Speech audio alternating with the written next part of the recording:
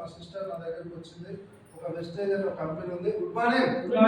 Wastage అనే company ఉంది. ఇందులో ఉన్నటువంటి ప్రోడక్ట్ వాడుకుంటే మీకు ఉన్నటువంటి ఈ 3 ప్రాబ్లమ్స్ తగ్గుతాయని చెప్తే మరి మనం నమ్ముతామా సార్?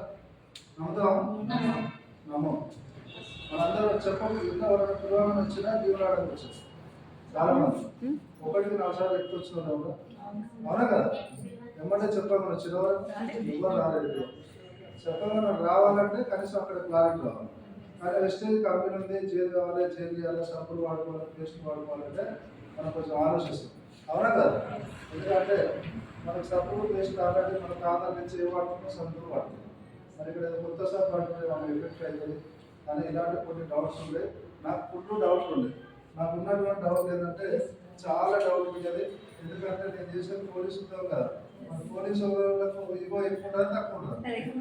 చెప్పాలంటే ఎక్కువ ఉంటుంది కదా, చాలా ఎక్కువ ఉంటుంది. నాకు కూడా మా అక్క ఏం పని చేస్తుంది, టైలర్ పని చేస్తుంది.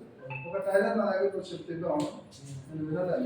అసలు నువ్వు పని చేసుకోమా, నువ్వు చేసేది పొరపాటు చేస్తున్నావు, బాగా ఆట నడుపుతాడు. ఆయన సంపాదించినంత నువ్వు ఇంట్లో పెడుతున్నావు, ఫస్ట్ నువ్వు పని చేసుకోమని చెప్పి. తర్వాత ఏమన్నారంటే నీకు ఇప్పుడు చెప్తే అర్థం కాదు, మీటింగ్ రా, ఒక మీటింగ్ వస్తే అర్థం అవుతుంది. ఒక మీటింగ్ వస్తే ఏమవుతుందో అలాంటి మీటింగ్ చాలా చూసినాం. ఇలాంటి కంపెనీలు చాలా వచ్చినాయి. పోలీస్ కేసులు అయితే పోలీస్ స్టేషన్కి వచ్చిన చాలా మంది ఉన్నారు. డబ్బులు కట్టించుకుంటారు, మోసం చేస్తారు. ఫస్ట్ నువ్వు పని చేయాలని చెప్పిన. చెప్పిన తర్వాత ఏం చేసిందంటే 3 నెలలు నా అమౌంట్ వచ్చింది. 3 నెలలు మా ఇంటికి వస్తుంది పోతుంది. ఆ బాధ ఏంటంటే నన్ను జైలు చేయాలి. నాకు ఉన్నటువంటి కొలెస్ట్రాల్, బ్యాక్ పెయిన్ తగ్గియాలనేది నా ఉద్దేశం. మనం ఏమనుకుంటామంటే మనం చేసేది ఉద్యోగం నాకు అంతా తెలుసు, నేనే చదువుకున్నా, ఇక కొంచెం చదువులో నాకు కాబట్టి వాళ్ళు చెప్పే మాటలు నేను వినలేదు.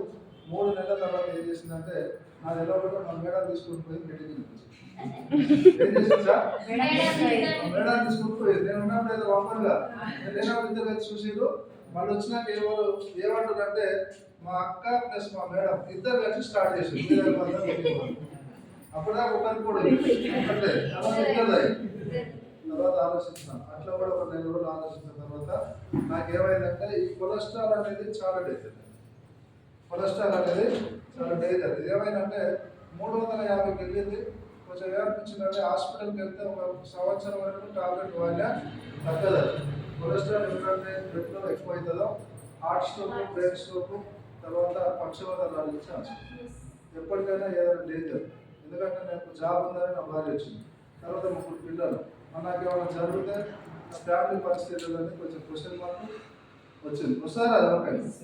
అలాంటి టైంలో సరే మరి ఇంతగానో చెప్తుంది కదా విందామని పోయినా దాదాపు 350 కొలెస్ట్రాల్ ఒక 25 రోజులు వాడుకున్నా.